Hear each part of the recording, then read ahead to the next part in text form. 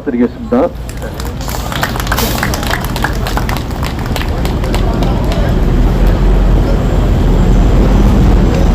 네, 안녕하세요. 자유일보 편집국장 최영재입니다. 지난번에 광화문 텐트에서 저쪽 광화문 광장에서 한번 말씀드린 적이 있는데 오늘 또 이렇게 귀한 자리를 만들어 주셔서 고맙습니다. 제가 오늘 드릴 말씀은 뒷부분에는 이제 그런 이야기를 할 거지만 앞부분에는 이 문재인 대통령을 중심으로 한 현 정권을 좀 분석을 하면서 이론적으로 좀 분석을 해보겠습니다. 정치학적으로 어떤 이데올로기를 갖고 있는 정권인지 여러분들 이런 이야기를 다 들었지만 문 정권을 때려 부셔야 된다는 이야기는 많이 들어봤지만은 왜 이 정권을 부셔야 되는지, 그리고 이 사람들이 생각하는 그 나라의 방향이 어떤 방향인지 좀 더 구체적으로 좀 알아야만 우리가 싸울 수 있을 것 같습니다. 그냥 제가 토요일마다 여러분들 제가 신문을 돌리지 않습니까? 신문을 이제 자유일보를 들고 돌리는데 어떤 분들은 우리 이런 내용 다 알고 있다.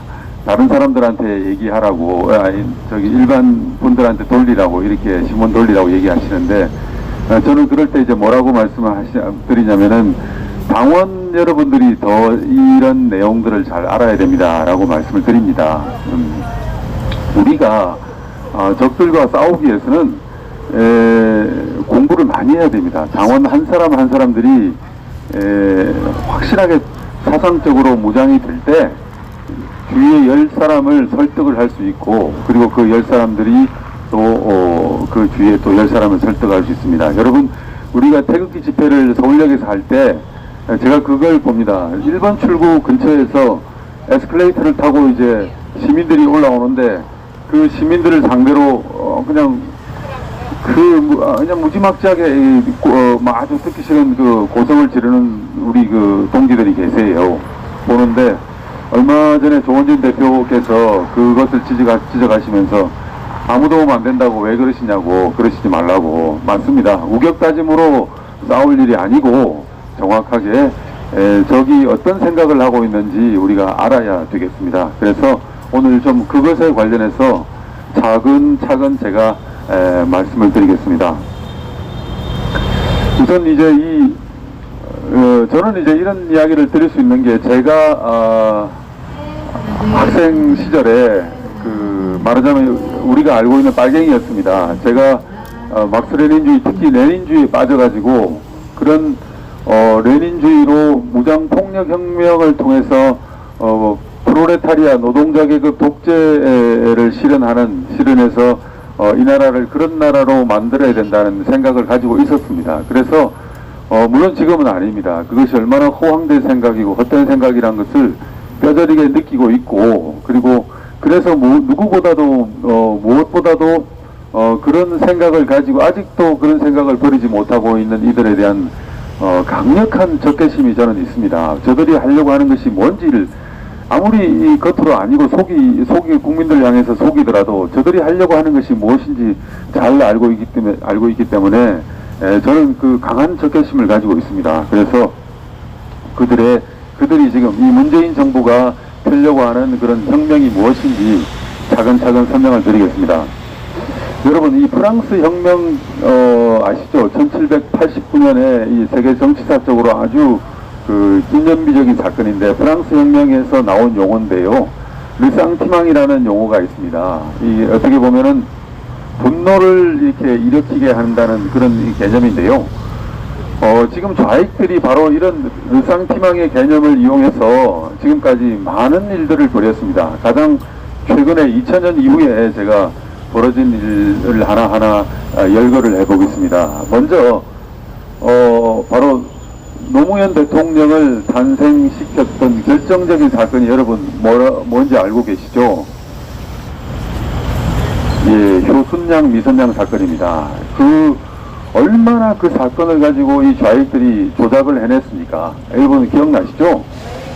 그 무렵에 이 단순한 교통사고를 가지고 당시에 무슨 인터넷 게시판에 자기가 무슨 제 기억합니다. 월남전에 무슨 장갑차 조종수였다는 그런 마치 자기가 전문가인 채 하면서 그 미군 장갑차가 그 무한궤도 캐터필드로 이 여중생을 왔다 갔다 했다는 그런 거짓 선동을 한 거 아시죠? 그때 그 여중생을 사고로 친 것도 모자라서 후진 전진해서 납작하게 만들어버렸다. 이런 악선동을 해댔어요. 그리고 그때 그 정말로 그 참혹한 납작해진 그 칼라 사진이 벽보로 만들어져가지고 전국에 뿌려졌어요. 대중들이 극도로 대중들의 분노를 거기서 일으키게 만들었던 겁니다. 그것이 바로 노무현 대통령 당선의 결정적인 계기가 됐고요. 그 다음에 이 사람들이 또 이 좌익들이 바퀴벌레처럼 또 만들어낸 사건이 있습니다. 뭐 아시죠? 광우병 선동 있지 않습니까? 이것도 얼마나 엉터리 선동입니까? 뭐 세상에 뭐 미국산 소고기를 먹으면은 뇌에 구멍이 송송 뚫려서 죽는다는 이런 엉터리 선동을 만들어냈죠. 그 다음에 또 있죠, 여러분. 우리 공화당이 광화문에 천막을 왜 칩니까? 바로 세월호 선동이었지 않습니까? 이 세월호를 가지고 지금 7년이 다 돼 가는데도 지금 이 사람들이 선동을 하고 있죠. 왜 진상규명을 하라고 그러는데 진상규명할 게 뭐가 있습니까? 이들의 목표는 또 있어요. 뭐냐면 미군 잠수함이 거기서 그 세월호를 들이받았다. 이거를 또 그게 자기들의 목표입니다. 그러니까 이게 사실이고 아니고가 필요 없어요. 이런 조작을 통해서 대중들의 분노를 일으켜서 자기들의 정치적 목적을 획득하려고 하는 것. 보십시오. 효순양, 미선양에서부터 광우병, 세월호.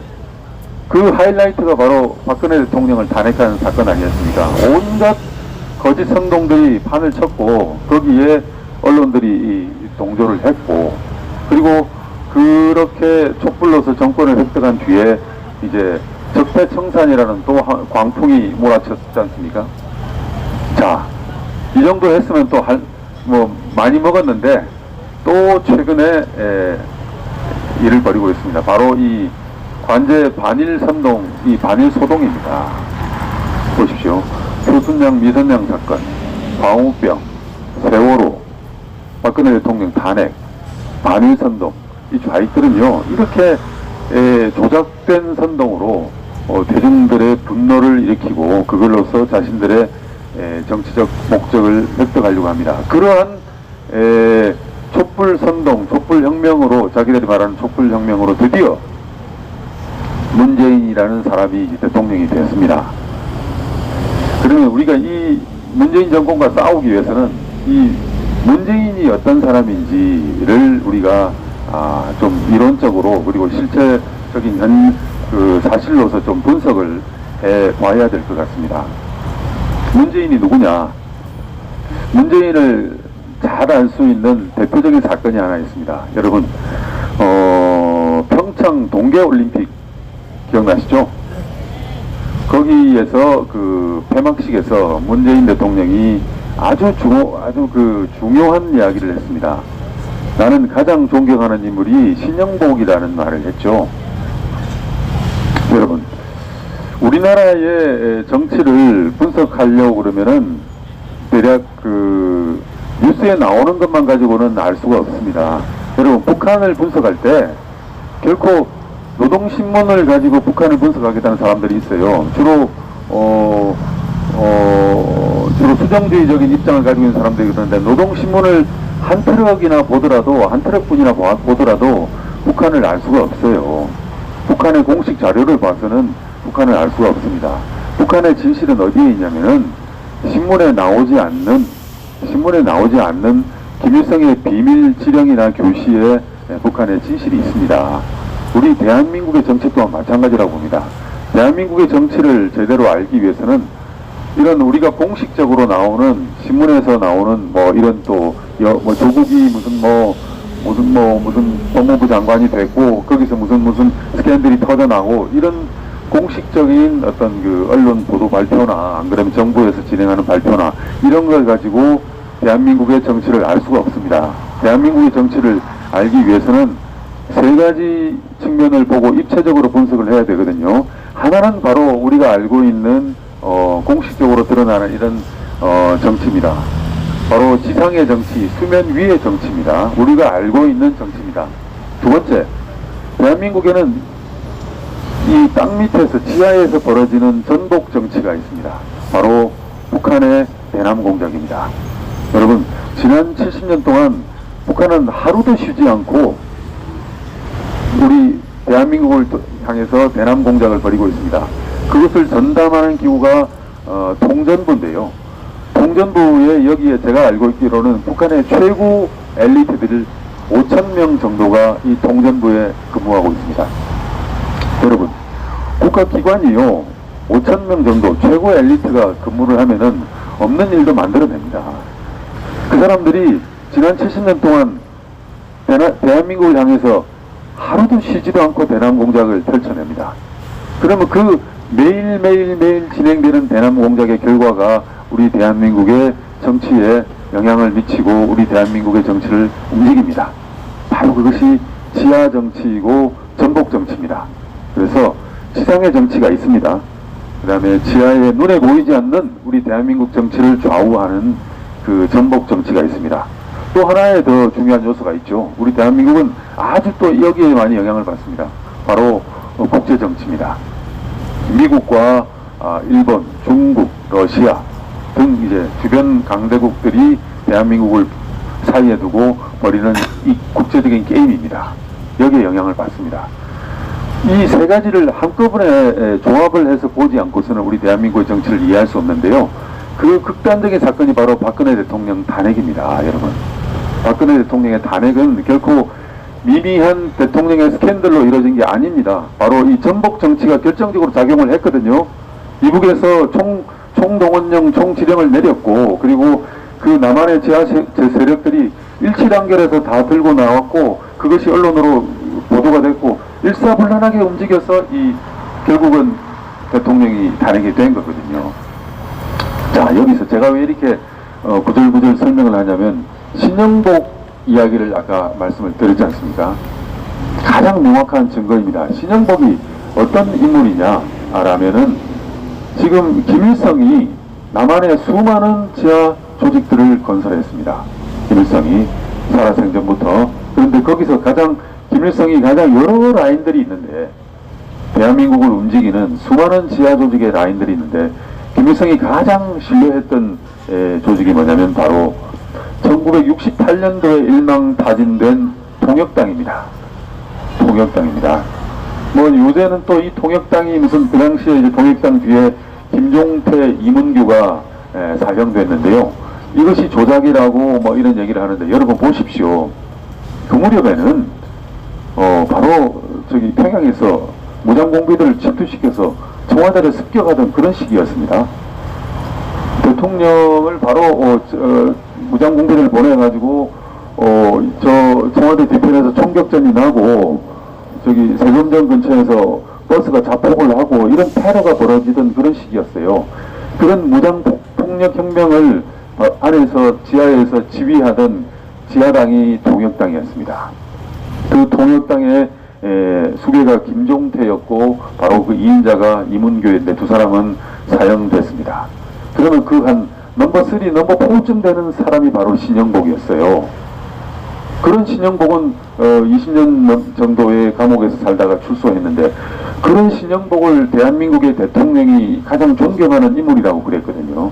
그러면은 문재인 대통령의 이 사상이 어떤 정도의 놓여 있는지 여러분들 아실 겁니다. 그 통역당은 말입니다. 나중에 북에서 리선실이라는 아주 여성 고정 간첩을 시켜서 중부 지역당으로 재건하려고 노력할 정도로 가장 믿는 라인입니다. 이 통역당은 지금도 살아 있습니다. 지금도 지하에서 이 정권과 줄을 대고, 저는 이 정권과 선이 닿아서 이 정권을, 문재인 정권을 움직인다고 봅니다. 그 상징적인 인물은 신영복이었고, 그 신영복을 지금 이 정부의 대표자인 대통령이 존경한다고 그랬고, 그 신영복은 지금 죽고 없습니다. 그렇지만 그 신영복을 대신하는 인물은 지금 살아서 활동하고 있습니다. 저는 그 인물이 이 정권의 멘토로서 저는 암약하고 있다고 보고 있습니다. 이 정도 되면 문재인 대통령이 어떤 생각을 갖고 있는지, 통역당과 이렇게 선을 떼고 있을 정도로 신영복 이야기를 하는 거 보면 어느 정도인지 여러분 이해가 가시죠? 두 번째 또 하나 제가 말씀드리겠습니다. 문재인 대통령이 그 평양에 가서 말입니다.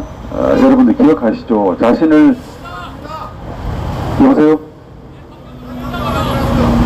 안 들립니까? 대통령이라고 한다고.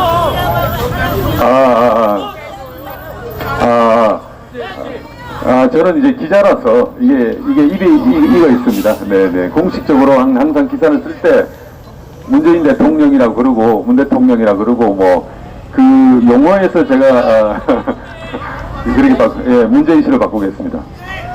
네, 문재인이 평양에 가서 김정은을 만났을 때 자신을 어떻게 표현하셨는지 기억나죠? 남측 대통령이라고 그랬지 않습니까? 네, 남측 대통령이라고 그랬는데, 사실은 이 표현은 말입니다. 연방제를 기정사실화한 겁니다. 본인 자체가 연방제를 기정사실화한 거고, 남북한 국가연합을 이미 본인 차원에서는 상정하고 그렇게 기정사실화하고 행동을 하고 있습니다. 이것은 말입니다. 그 문재인 정권 초기에 조국 민정비서관이 개헌안을 여러분 몇 번 발표한 적 있죠? 이 정부에서 이루려고 하는 개헌안을 발표한 적이 있는데, 그 개헌안 1조 3항에 지방분권 국가를 지향한다는 말이 나와 있습니다. 여러분, 대한민국과 북한은 이미 유엔에 회원국으로 가입되어 있는 그런 그 독립적인 주권 국가입니다. 그런 주권 국가가 한 나라가 될 수가 없습니다. 예를 들어서 이질적인 정치 집단이 연방이 되면은 어떻게 됩니까? 북한의 공산주의 전체주의 시스템이 그대로 작동을 하고 있고, 우리 대한민국의 자유민주주의 시장경제가 시스템이 그대로 작동하고 있는데, 이 두 나라가 1국가 2체제가 되면은 어떻게 될까요? 이거는 한쪽이 한쪽을 먹지 않으면 안 됩니다. 한쪽이 한쪽을 먹거나 전쟁이 나거나 한쪽이 한쪽을 흡수를 하거나, 안 그러면 대한민국은 이 세 가지 길밖에 없어요. 만약에 문재인 대통령의 그 생각대로 연방제 국가가 된다 쳐요. 그러면 대한민국이 선택해야 될 길은 세 가지밖에 없습니다. 첫째는 북한과 결국 내전을 치를 수밖에 없습니다. 두 번째, 우리나라가 북한을 흡수할 수밖에 없어요. 세 번째, 우리가 한국하고 먹힐 수밖에 없어요. 이 세 가지밖에 없습니다. 이 세 가지밖에 없는 상황을, 불가능한 상황을 이 사람들은 문재인은 지금 끌고 가고 있는데, 이런 것은 또 여러분 문재인의 역사관에 대해서 하나 또 차근차근 짚어보겠습니다. 문재인의 역사관. 문재인은 1948년 8월 15일에 건국된 우리 대한민국을 부정하고 있죠. 이분은 대통령이 되면서 대통령 선서를, 헌법을 준수하고 이런 선서를 했지만, 그 선서의 기본적인 48년 8월 15일을 부정하고 있어요. 여러 차례 8.15 경축사에서 그런 이야기를 밝혔고, 그리고 이 사람은 생각하고 있는 게 뭐냐면 1919년 상해 인정을 건국일로 보겠다. 그렇지만 그것도 사기입니다. 문재인의 사상에서, 역사에서 어떤 우리나라의 역사는 어떻게 씌워지냐면은 아마 동학농민의 난, 거기서부터 출발한다고 볼 겁니다. 동학농민의 난, 그리고 19년 3.1운동 이후에 이른 상해 임정, 그리고 자기가 대놓고 말하지는 않지만 북한 건국, 그리고 4.19, 그리고 광주 5.18, 87년 6월, 이것이 문재인의 머릿속에 들어있는 대한민국의 어떤 그런 어떤 그 발전 과정일 겁니다. 이러이러한 지난한 투쟁의 과정을 겪어서, 그리고 어떤 새로운 나라로 간다. 새로운 나라로 간다. 그 도식이 있습니다. 그것이 바로 문재인이 이룩하려고 하는 나라입니다. 그리고 나중에 제가 뒷부분에서 설명을 드리겠지만, 그 문재인이 바라고 있는 나라로 가는 데 있어서 가장 필요한 인물이 조국입니다. 조국을 버리지 못하는 이유가 있거든요. 나중에 설명을 드리겠습니다. 이렇게 그러니까 그 문재인은 우리나라 대한민국을 민족에 기초한 주권 국가로 보지 않습니다. 48년 8월 15일에 건국된 대한민국을 민족에 기초한 주권 국가로 보지 않고 외세가 지배한 역사로 보고 있고, 그런 오욕으로 점철된 나라로 보고 있습니다. 아니, 그런 나라의 대통령이 된 사람이 스스로 자기 나라를 부정하고 있는 겁니다. 그것이 바로 문재인의 역사관이고, 지금도 딱 깨놓고 물어보면은 그렇지 않다고 부인하지 못하는 것이 바로 문재인의 이런 역사관입니다. 그 다음에 지금 또 제가 문재인이 자기의 생각이라든지 나라에 대한 생각을 숨기고 있다가 최근에 아주 공개적으로 드러낸 게 있어요. 그걸 읽어보면 여러분들이 잘 알 수 있습니다. 이건 뭐 그 언론 지상에 다 나온 이야기이기 때문에 여러분들이 찾아보면 될 겁니다. 문재인이 취임 2주년이 되던 지난 5월 6일에, 그러니까 지금부터 한 넉 달 돼가죠. 지난 5월 6일에 독일의 유명한 그 일간지 프랑크푸르트 알게마이네 자이퉁에 기고한 기고문이 있습니다, 여러분. 이건 그냥 문재인이 그 파츠에 기고를 했어요.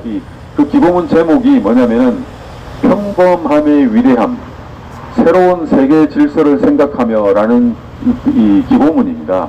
이게 사실은 연합뉴스뿐만 아니라 전 신문에 다 소개가 됐어요. 그런데 우리 국민들이 거기에 문재인이 기고한 이 글의 무시무시한 내용을 이해를 못하는 거예요. 사실은 거기에 이 사람이 갖고 있는 생각이 다 들어가 있었어요. 공개적으로 다 썼어요. 그런데 그 코드를, 그 내용을 우리 국민들이 모르는 겁니다. 제가 지금부터 말씀을 드리겠습니다. 그것이 얼마나 무서운 내용이었는지 말씀을 드리겠습니다. 뭐라고 썼냐면은,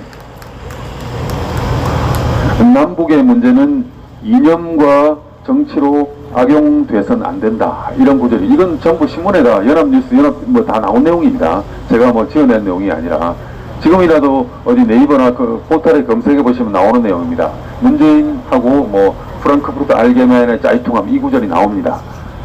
남북의 문제는 이념과 정치로 악용돼선 안 된다. 평범한 사람들의 생명과 생존 문제로 확장돼야 라는 이야기가 나옵니다.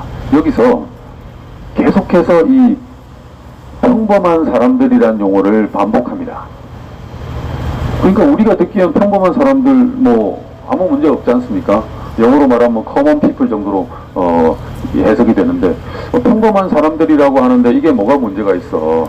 아무 문제가 없거든요. 그런데 정치학적으로 여기에 엄청난 이 의미가 들어있는 겁니다. 여러분, 자유민주주의 국가에서는요, 국민이라고 그러지 평범한 사람들이란 말을 쓰지 않습니다. 우리 헌법에도 국민이란 말을 쓰는데, 이 국민이라는 용어에는 우리 대한민국 모든 사람들이 누리고 있는 정치적 권리가 총집결되어 있습니다.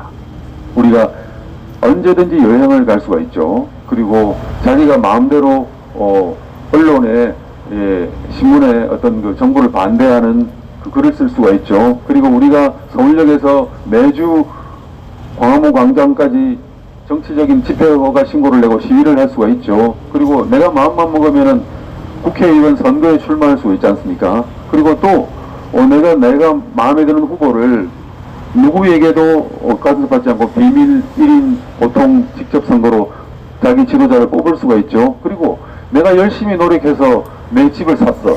이 집은 누구도 이 소유권을 주장하지 못하고 내가 열심히 노력해서 30평 정도의 조그만한 땅을 샀어. 이건 배타적으로 나만이 이 소유권을 주장할 수 있어. 내 거야. 그것이 어디에 집결되어 있냐면 여러분 바로 이 국민에 집결되어 있습니다. 이 국민이 아주 중요한 얘기입니다. 어느 순간 국민이란 말을 쓰지 않을 때 여러분들은 의심을 해야 됩니다.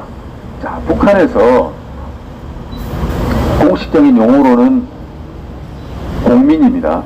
그런데 북한에서 가장 많이 쓰는 용어가 사람이라는 용어거든요. 우리 문재인이 쓰는 말이 뭐냐면 사람 사는 세상, 뭐 사람이라는 용어를 많이 쓰죠. 이게 사실은 아주 무서운 용어입니다. 자, 북한을 보십시오. 북한에서 말한 사람을 얘기할 때 북한에는 사람이 아닌 자들이 있어요. 인구의 30% 정도는 사람이 아닌 자들입니다. 적대계층입니다. 그리고 그 사람의 적이 있어요. 한 30만 명 정도 정치범 수용소에 수용되어 있는 사람의 적들이 있어요. 자, 문재인 대통령이 말하는 이 평범한 사람들 있지 않습니까? 아니, 사람이면 사람이지 평범한 사람이란 또 뭡니까? 수식어가 붙어있죠. 여기는 이건 뭐냐면 평범하지 않은 사람들이란 개념을 포함하고 있는 겁니다. 그리고 그런 평범한 사람과 평범하지 않은 사람들을 갈라치게 하는 그런 개념이 들어있는 거고, 그리고 그 평범하지 않은 사람들은 제거해도 된다는 그런 무서운 개념이 들어가 있습니다.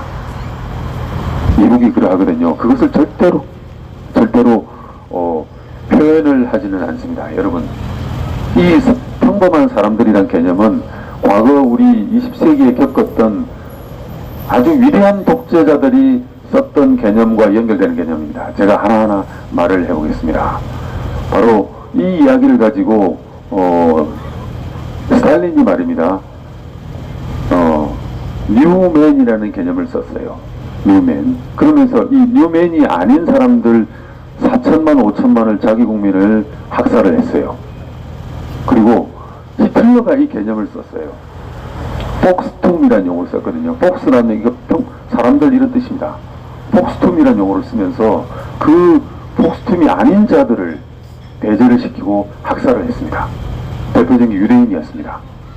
히틀러가 그랬고 또 레닌이 그랬어요. 레닌이 프로레타리아 독재를 말했지 않습니까? 프로레타리아트와 노동자 농민을 얘기했는데 노동자 농민의 적을 만들어 가지고 수많은 부르주아와 귀족 계급들을 학살을 했습니다. 자, 우리 대한민국에서는 사형수에게도 적용해야 되는 인권이 있죠, 여러분. 그게 자유민주주의 국가에서는 그렇습니다. 그런데 이런 보통 사람들, 평범한 사람들이 강조되는 사회에서는 평범하지 않은 사람들, 인민의 적들에게는 인권이 없어요. 여러분, 문재인이 북한의 인권에 관심이 있습니까, 없습니까? 왜 없냐면은 그 북한에서 인권적으로 모욕을 당하고 인권 침해 박해를 받고 있는 사람들이 바로 자기가 말하는 평범한 보통 사람들의 적이기 때문에 그렇습니다. 이 무서운 개념입니다. 그런 개념을 포함하고 있는 겁니다. 그래서 이런 보통 사람들이란 얘기, 평범한 사람들이라고 얘기를 했고요. 이런 개념이 들어서면은 크메르루즈의 캄보디아 학살이 가능하고 스탈린의 학살이 가능하고 김일성의 학살이 가능해집니다. 또 히틀러의 학살이 가능해집니다. 그리고 또 이런 평범한 사람들을 강조하기 시작하면 이것은 어김없이 독재 사회로 흐릅니다. 여러분 보십시오. 평범한 사람들이 정치를 할 수 있습니까? 없지 않습니까? 누군가 대신 정치를 할 존재가 필요해요. 바로 독재 정당과 독재자가 출연을 합니다.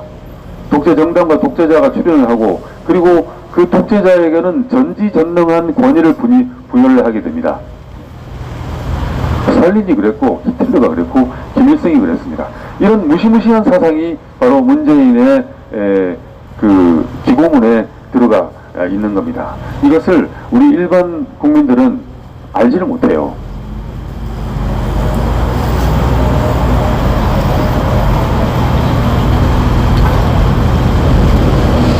세 번째, 그 문재인이 그 기고문에서 뭐라고 그랬냐면 남북은 함께 살아가야 할 생명 공동체라는 표현을 썼습니다. 이것도 네이버나 포털에 검색해 보면 여러분들 나오는 얘기입니다. 남북은 함께 살아가야 할 생명 공동체. 최근에 8.15 경축사에서도 그 평화 경제를 얘기하면서 남북한이 생명 공동체, 공동체라는 용어를 문재인이 두 번째 반복해서 썼습니다. 뭐 독일의 유명 신문의 기고문에서도 쓰고 우리 또 정부 공식 경축사에서도 생명 공동체라는 이런 용어를 쓰는데 아무도 여기 대해서 이의를 제기를 하지 않아요. 이것이 또 아주 무시무시한 그 함의를 가지고 있습니다. 자, 보십시오. 어떤 국가나 그런 집단을 거기에서 그것을 유기체화하는 것입니다. 남한과 북한을 함께 살아가야 할 그 목과 팔다리로 생각을 해버리는 겁니다. 유기체화하는 겁니다. 떨어져서는 살아갈 수 없는 생명 공동체로 생각하는 겁니다. 이건 뭐냐면 그 집단과 국가를 하나의 유기체로 생각하기 시작하는, 이건 뭐냐면 바로 전체주의 사회에서 대표적으로 나타나는 현상인데 북한이 그렇습니다. 북한은 국가 전체를 가족화 시켜내죠. 그래서 거기서 나오는 개념이 어버이 수령입니다. 남북한이 하나의 생명 공동체라는 얘기는 뭐냐면 남한과 북한이 다른 나라인데 정치 지도 체제가 다른데 이것이 한 몸이라고 얘기하는 겁니다. 유기체라고 얘기하는 겁니다. 이런 유기체에서는 개인의 존재는 갈 길이 없어집니다. 개인의 정치적 권리는 찾을 길이 없습니다. 전체가 유기체화 되어버리는 겁니다. 이 어려운 얘기일지 모르겠지만은 어버이 수령을 어버이 수령이라는 개념이 대표적이고요. 히틀러가 1930년대에 자기가 나치 정당이 권력을 획득할 때 이 문재인과 비슷한 개념을 사용했어요. 남북한이 생명 공동체라고 얘기했는데 히틀러는 뭐라고 그랬냐면 게르만 공동체라는 용어를 썼어요. 그래서 여러분 문재인의 사상은 보면 두 가지 정치 사상이 혼합되어 있어요. 하나는 뭐냐면 레닌주의입니다. 첫 번째. 아까 제가 말씀드렸죠. 보통 평범한 사람들의 사회, 이런 이야기를 말하는 게 PT 독재를 얘기하는 레닌주의와 맥이 다 있습니다. 두 번째, 이 생명 공동체라는 얘기를 하는 건 바로 히틀러의 게르만 공동체를 얘기하는 것과 맥이 다 있습니다. 나치즘과 맥이 다 있어요. 문재인의 사상은 지금 20세기에 그렇게 수많은 인류를 학살했던 레닌주의 그리고 나치주의와 그것을 도물해 놓은 비빔밥이라고 볼 수 있는 게 문재인의 사상입니다. 여러분, 앞으로 이렇게 알고 문재인과 투쟁을 해야 됩니다. 주변에 어떤 사람들 누구를 만나든지 간에 문재인은 레닌주의다, 문재인은 나치즘이다, 우리가 이렇게 문재인의 말을 분석하고 공격할 수 있어야 됩니다. 여러분들이 누군가가 우리 공화당 당원들을 보고 극우 얘기하면 말도 안 되는 소리 하지 마라. 우리가 왜 극우냐. 여러분, 극우를 얘기할 때 네 가지 조건이 있거든요. 첫 번째, 폭력을 지향을 해야 됩니다. 우리 공화당 당원들이 폭력 지향적입니까? 한 번이나 폭력을 쓴 적이 있습니까? 없지 않습니까? 두 번째, 극우가 되려면 의회를 부정을 해야 됩니다. 여러분, 의회를 부정합니까? 의회를 부정하지 않죠. 의회를 부정하려고 하는 세력은 바로 문재인 정권입니다. 문재인 정권이 조국을 통해서 개헌안을 만들 때 거기 핵심 중에 하나가 뭐냐면 의회를 통해서 대표되는 대의제를 부정하는 겁니다. 직접 민주주의를 하려고 그래요. 문재인 정권은 촛불을 향해서 사람들을 동원해서 직접 민주주의를 하려고 하는 의회를 부정합니다. 바로 극우의 첫 번째 조건이 폭력 지향적이고 의회를 부정하고, 이것이 극우의 조건입니다. 세 번째 또 있어요. 뭐냐면 특정 혈통을 중시하고 종족을 중시할 때, 그것이 극우의 표상입니다. 남북한 민족을, 혈통을 중시하는 저희들이 극우가 아닙니까? 그렇지 않습니까? 그리고 특정 종교를 지향하는 정치 집단이 극우입니다. 문재인은 특정 종교는 아니죠. 극우의 네 가지 조건 중에서 세 가지를 다 가지고 있는 이 정치 집단들이 문재인 정권이에요. 우리 공화당이 극우가 아니에요. 그런데 우리 잘 모르는 우리 공화당 중에 한 분이 자랑스레 우리는 극우다 이렇게 얘기하시는 분들이 있는데, 극우가 아니에요. 지극히 정상적인 자유민주주의를 지향하는 정치 집단입니다. 그래서 이런 것처럼 이제 남북한이 함께 살아가야 할 생명 공동체라는 용어를 문재인이 쓰고 있어요. 아주 극우적인 히틀러적인 그런 히틀러가 강조했던 게르만 공동체와 똑같은 그런 개념을 문재인이 쓰고 있다는 걸 여러분이 분명히 아셔야 됩니다. 세 번째, 또 이 문재인이 프랑크푸르트 알게메ine 짜이퉁 기고문에서 이런 용어를 썼습니다. 한국 국민의 신한반도 체제는 수동적 냉전 질서와 능동적 평화 질서를 지향한다. 그리고 그러니까 이 무슨 얘기냐면 우리 민족의 운명을 수동적인 냉전 질서에서 벗어나서 보통 사람들이 우리의 운명을 스스로 자주적으로 결정한다는 그런 구절이 들어있습니다. 아주 좋은 말이죠. 근데 그게 뭐냐면 결국은 반미 투쟁을 하겠다는 겁니다. 또 반일 투쟁을 하겠다는 겁니다. 좋은 말을 써놨지만은 거기에 그런 코드가 문재인이 뭐라고 그랬냐면 한국 국민이 스스로 운명을 결정하고 평범한 사람이 운명의 주인이 된다 라는 말을 썼어요. 여러분 이런 말을 쓸 때 우리가 그것이 반일 투쟁, 반미 투쟁을 포함한 반미 투쟁, 반일 투쟁을 우회적으로 표현한다는 것이라는 걸 우리가 알아야 됩니다. 예, 그런 코드가 거기에 숨겨져 있습니다. 그리고 문재인의 또 특징이 문재인을 분석할 때 보면은 국제정치의 본질을 이 사람은 전혀 몰라요. 무슨 얘기냐, 왜 그러냐면은 남과 북은 엄연히 독립적인 주권 국가입니다. 여러분 남북 관계를 우리가 생각을 할 때 가장 중요한 개념이 뭐냐면 북한과 남한이 다른 나라라는 것을 인정을 해야 됩니다. 우리가 통일을 하기 위해서라도 전혀 다른 나라라는 걸 인정을 해야만 우리가 그 다음 단계로 나갈 수 있어요. 이 사람들은 자꾸 그걸 부정합니다. 엄연히 독립적인 주권 국가로 사우스 코리아와 리퍼블릭 오브 코리아와 북한 조선민주주의 인민공화국은 별개의 국가입니다. 각각의 유엔에 가입을 했고 그리고 다른 국가입니다. 이것을 자꾸 민족 내부 간의 관계로 설정을 하려고 합니다. 끊임없이 이 정권은 그런 식으로 몰고 가려고 하고 있고 국가 대 국가 관계를 무시를 합니다.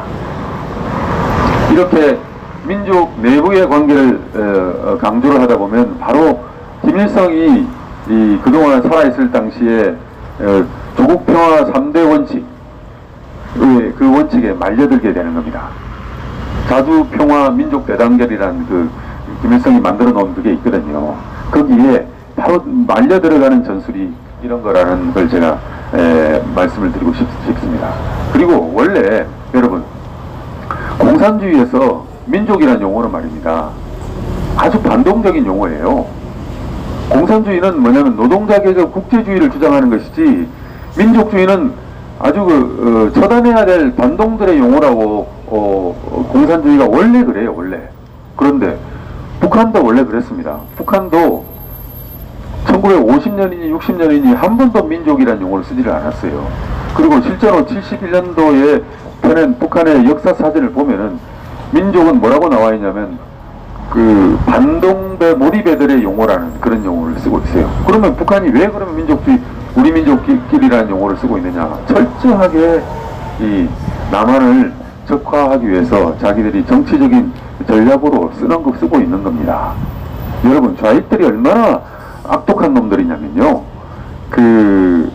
반일 하는데 제가 얼마 전에도 이런 이야기를 말씀을 드렸는데 반일 하는데 1950년대와 60년대 초까지만 해도 좌익들은 말입니다. 일본과 우호 화해 협력해야 된다고 주장을 했었어요.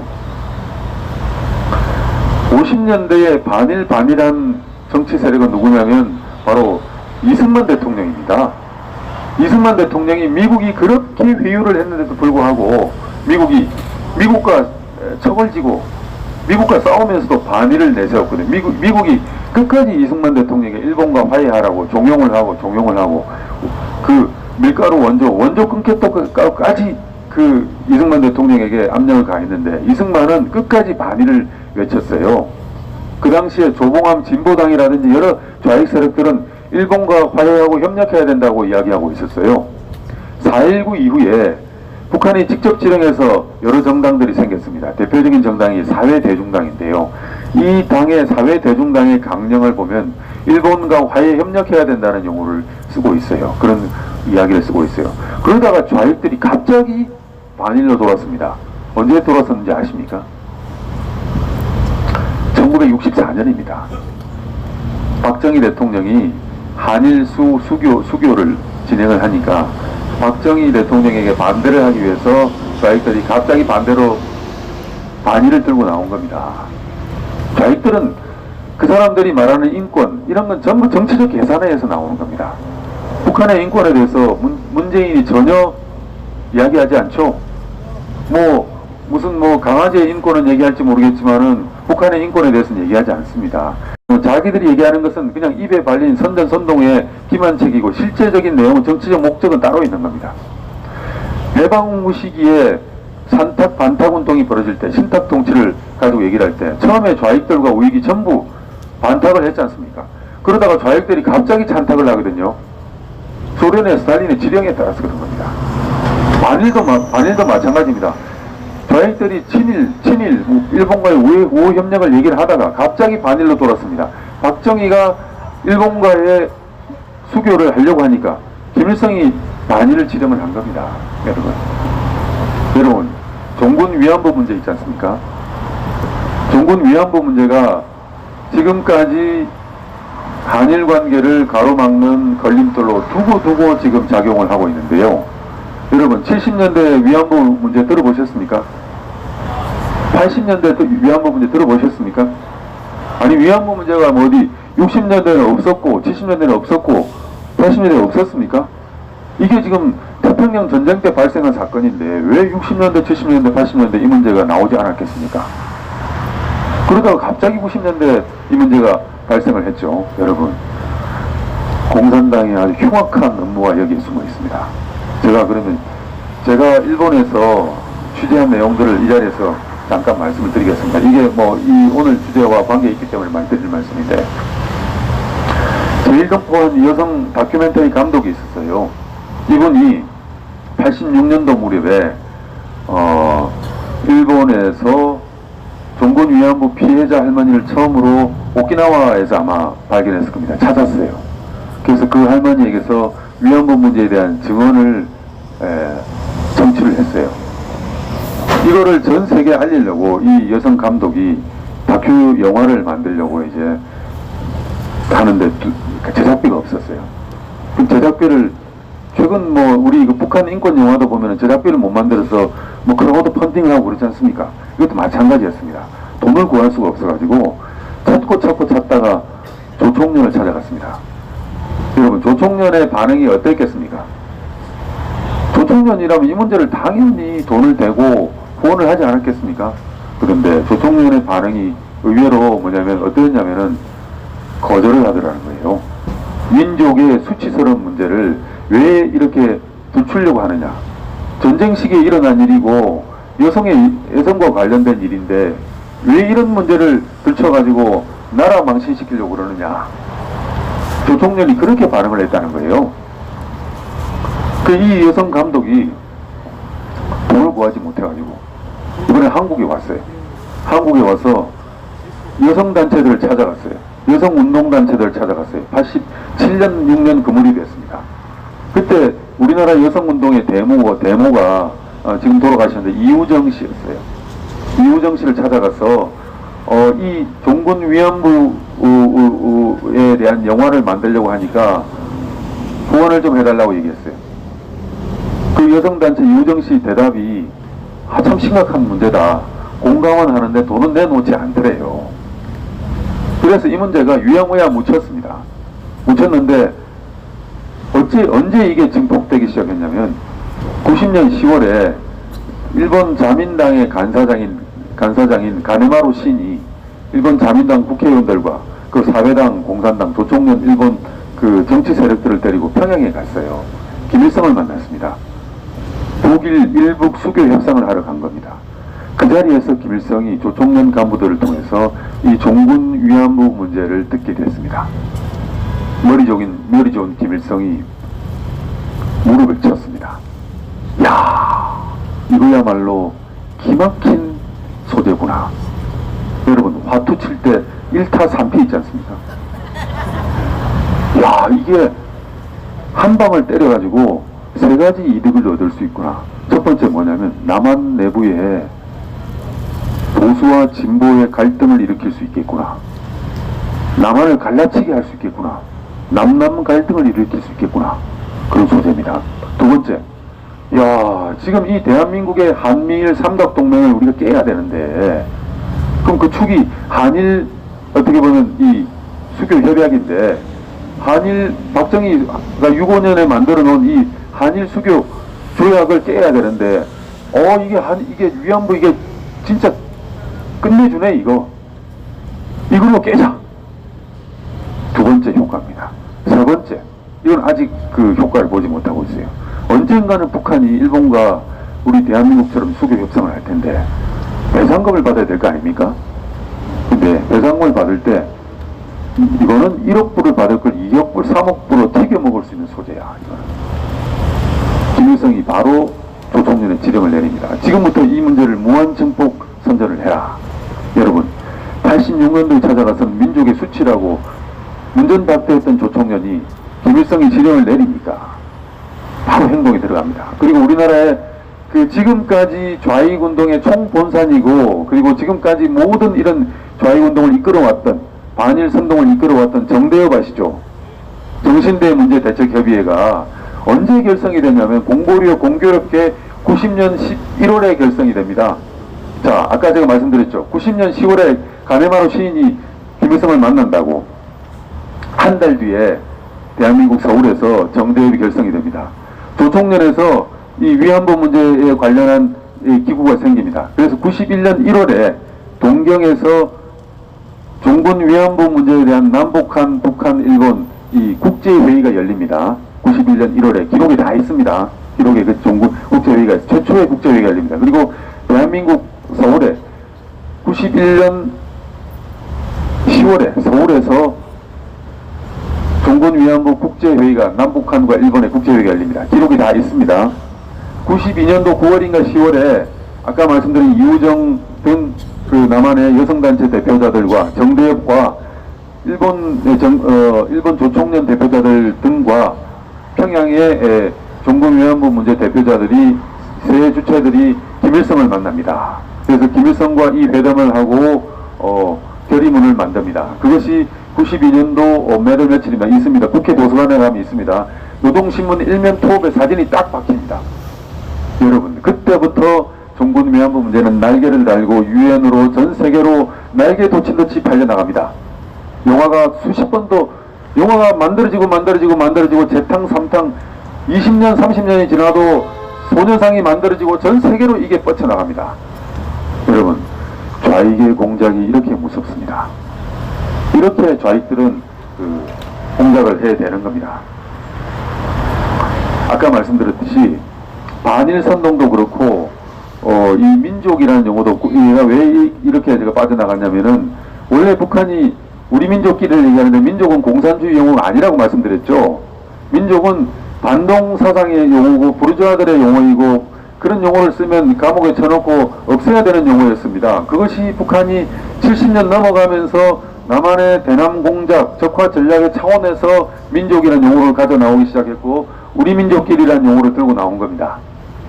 공산주의와 원래 민족은 맞지 않는다는 것을 여러분이 아셔야 됩니다. 그러면 이렇게 이제 지금까지 우리가 문재인에 대해서 공부를 했습니다. 문재인의 역사관에 대해서 알아봤고 그리고 그 사람이 뭘 하려고 하는지 정치적인 그런 개념에 대해서 알아봤고 그리고 그 사람이 공개적으로 기고문에서 밝힌 프로그램에 대해서도 알아봤습니다. 그러면 문재인의 최종 목표가 뭐냐? 우리가 한 번도 경험해보지 못한 나라라고 얘기를 하고 있는데 정확하게 밝히지 않았는데 뭐냐면 문재인의 최종 목표가 뭐냐. 저는 여러분들 어렴풋이 짐작하고 있고 많은 사람들이 얘기하고 있습니다. 분명합니다. 문재인은 죽기 살기로 사회주의 개헌을 해야 됩니다. 예, 우리 시스템을 완전히 바꿔놔야 됩니다. 목숨을 걸어야 됩니다. 자기가 칠레의 아엔데 대통령이 사회주의로 나라를 바꾸었다가 우이 쿠데타를 일으킨 군부와 총을 들고 싸웁니다. 대통령궁에서 사살됩니다. 문재인은 사살될 정도로 그런 정치적인 지향을 갖고 있는 사람입니다.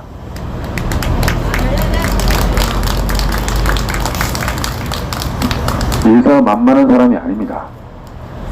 조국 자기 가족을 딸과 아들과 아내의 문제가 터져나오면 저 사람이 물러날 것 같습니까? 혁명을 위해서 목숨을 버릴 각오가 되어 있는 사람들입니다. 예, 죽기 살기입니다. 자, 보십시오. 이 정부는 처음에 정권이 출범하면서부터 개헌안을 슬그머니 들고 나왔습니다. 여러분, 그것을 슬그머니 들고 나오면서 국가의 시스템을 좌우할 그런 중차대한 개헌안을 슬그머니 들고 나오면서 누가 발표했습니까? 여러분 기억나시죠? 조국이 발표했지 않습니까? 일개 비서가 71년 대한민국의 시스템에 관련된 헌법에 관련된 걸 일개 민정비서관인 조국이 발표했지 않습니까? 그것도 헷갈리게 국민들에게 잘라서 살라미식으로 잘라서 발표를 했거든요. 그런데 유감스럽게도 거기에 우리 국민들은 잘 모르는 독소 조항들이 사실은 숨어 있었어요. 첫 번째가 뭐냐면 자유를 삭제했죠. 여러분, 아까 제가 말씀드린 그 국민이라는 용어에 우리 대한민국 국민들이 누리고 있는 모든 권리가, 법적인 권리가 응축 집약되어 있다고 말씀을 드렸죠. 그걸 대변하는 개념이 바로 자유입니다. 자유 때문에 국민이 그런 모든 우리가 여행도 다니고 뭐 이런 걸 모든 걸 할 수가 있어요. 이 부분 자유가 없기 때문에 여행도 못 다니고 저렇게 정치범 수용소에 갇혀서 개돼지 취급받으면 사람이 사륙당해도 아무 말 못하는 거예요. 그만큼 우리가 이 자유라는 개념이 중차대한 개념입니다. 인류가 수천 년 역사상 이 자유라는 개념을 가지고 이것을 얻느냐 못 얻느냐를 가지고 죽이고 살리고 수많은 피를 흘리고 쟁취해낸 개념이 자유입니다. 자유가 아니면 죽음을 달라. 그리고 이 자유는 공짜로 얻어지는 것도 아니고 우리 대한민국의 경우는 45년 해방 뒤에 3년 동안 치열한 내전에 가까운 정치적 격변을 겪으면서 이 자유 대한민국을 만들어냈고, 여러분, 그리고 이 자유를 지키기 위해서 6.25 전쟁을 겪으면서 남북한이 얼마나 피를 흘렸습니까? 이런 자유를 말입니다. 이 검은 악령의 집단들이, 이 악마의 집단들, 문재인 악마 집단들이 삭제를 하려고 하는 겁니다. 여러분, 이것은 악과의 싸움입니다. 그래서 우리가 우리의 문재인 정권과의 우리의 싸움이, 우리 공화당의 이 투쟁이 얼마나 성스러운 투쟁이고 인류 역사의 발걸음과 함께 우리 선대가 흘렸던 그 피와 함께하는 그런 위대한 투쟁이라는 것을 우리가 가슴 속에 가지고 있어야만 우리가 꿀리지 않고 밀리지 않습니다. 여러분, 어디 가서 우리가 이런 생각을 전파를 할 수가 있습니다. 이런 자유를 슬그머니 삭제를 했어요. 두 번째, 아까 제가 말씀드렸죠. 국민이라는 용어를 실제로 슬그머니 빼버리고 사람으로 바꿔버렸어요. 조국이 발표한 개헌안에 나와 있습니다. 제가 지어내서 하는 말이 아니고 이 정부가 들어서서 발표한 개헌안을 보면은 자유를 삭제를 했고 또 조국이 국민이라는 용어를 슬그머니 삭제를 했습니다. 이성은 사람이라는 용어를 썼어요. 그리고 또 세 번째로 이 자유민주주의의 핵심이 뭐냐면 대의민주주의거든요. 국민이 직접 모든 권리는 주권자는 국민이지만 국민이 직접 주권을 행사하는 것이 아니라 우리의 대표를 통해서 주권을 행사하는 것입니다. 여러분 분명히 아셔야 됩니다. 직접 국민이 주권자이지만 직접 주권을 행사하는 것이 아니라 우리의 대표를 국회에다 보내가지고 우리의 대표를 통해서 주권을 행사하는 겁니다. 그런데 이 자들은 국민의 촛불의 명령이다. 아니 국민의 0.1%도 안 되는 자들이 촛불을 들고 나와가지고 지들이 국민이라고 그러면서 지들이 직접 하려고 그래요. 이것이 바로 전체주의로 가는 겁니다. 나치 시대 때 히틀러가 이런 방법을 써먹었거든요. 국민의 0.1%도 안 되는 자들을 동원을 해가지고 그것을 전체 국민이라고 사기를 치면서 나라를 뒤엎어 버렸어요. 촛불이 바로 그런 겁니다. 전체 국민의 99%는 이불 안에 있었어요. 이불 안에 누가 밤에 나옵니까? 촛불 들고 나오는 애들이 0.1%밖에 안 돼요. 진짜 국민은 진짜 99%는 이불 안에 있어요.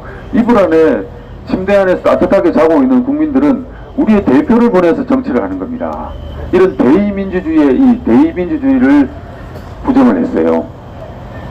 벌써 거기에서부터 이 자들이 만들려고 하는 세상이 실체가 나오는데, 자, 이것을 반드시 해야 되겠어요. 자기 총선에서 연동형 비례대표제를 통해 가지고 개헌 의석을 확보를 하고 이런 개헌을 해야 되겠어요. 그리고 그것을 드라이브를 조국 법무장관을 통해서 해야 되겠어요. 무슨 일이 대가리가 깨지더라도 해야 되겠어요. 그리고 이 청와대로 쳐들어오는 쿠데타군에 사살되는 한이 있더라도 아엔데 대통령처럼 사살되는 한이 있더라도 이 혁명을 하고야 말겠다는 집단이 바로 문재인이고 조국입니다, 여러분. 그래서 포기하지 않을 겁니다. 절대로 포기하지 않을 겁니다. 저는 조국이 법무장관으로 일단 지명이 됐을 때 여러 사람들이 설마 문재인이 조국을 임명하겠느냐라고 막 묻고 했는데 저는 반드시 임명한다. 죽더라도 임명한다. 자기들의 혁명 과정에 보면 이 사람들이 만들려고 하는 나라에서 혁명 과정에서 지금의 단계는 과도 연립 정부이고 자주적 민주정부로 나가야 됩니다. 이건 운동권 이론에 나오는 겁니다. NL 주사파들의 운동 이론에 나가면 우리나라를 NLPDR 민족해방 민족민주 혁명 노선이 바로 전대협의 노선이었거든요. 김종석이 의장으로 있던 전대협의 노선이 뭐냐면 민족해방 민족민주 혁명을 하겠다는 겁니다. 용어로 하면 NLPDR인데 이 NLPDR에는 단계가 있습니다. 과도적 일단 그 자유민주주의 국가를 뭐든지 뒤엎어버리고 과도적 민주정부를 만들어야 돼요. 그 과도적 민주정부의 단계가 바로 문재인 지금 이 정부입니다.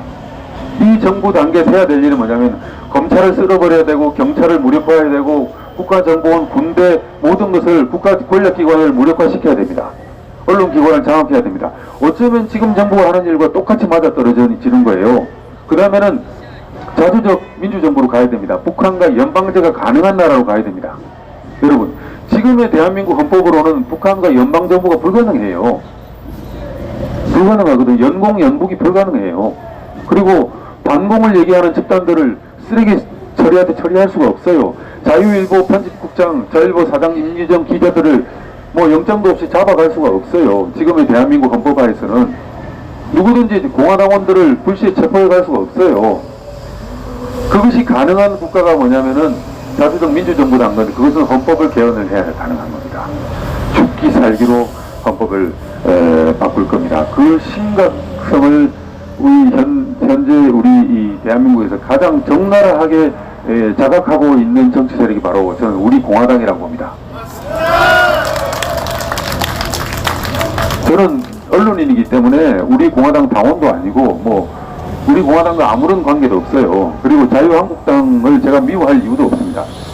그리고 자꾸 자유한국당을 배척하고 자유한국당하고 이렇게 뭐 적을 지려고 하고 얘기하는 사람들 저는 솔직히 뭐 별로 바람직하지 않다고 보는데, 그런데 언론이 객관적으로 냉정하게 보겠습니다. 황교안 대표가 이 정부를 어떻게 인식하고 있느냐, 문재인 정권을 어떻게 바라보고 있느냐, 저는 좀 덜 떨어진 인식을 하고 있다고 봅니다. 조원진 대표가 말입니다. 홍문종 대표가 말입니다. 분명하게 이 문재인 정권, 문재인을 자유민주주의의 적이라고 규정을 하고 있지 않습니까? 그리고 이 정권과 체제 전쟁을 한다, 역사 전쟁을 하겠다는 개념을 갖고 싸우고 있지 않습니까? 아까 제가 말씀드린 죽더라도 사살되더라도 이 정권 포기하지 않는다고 말씀드렸죠. 그러면 그런 적을 분명히 인식하고 싸울 수 있는 집단은 우리 공화당입니다. 저는 그렇게 보고 여러분들의 저는 건투를 기원하면서 오늘 제 말씀을 이제 마치겠습니다.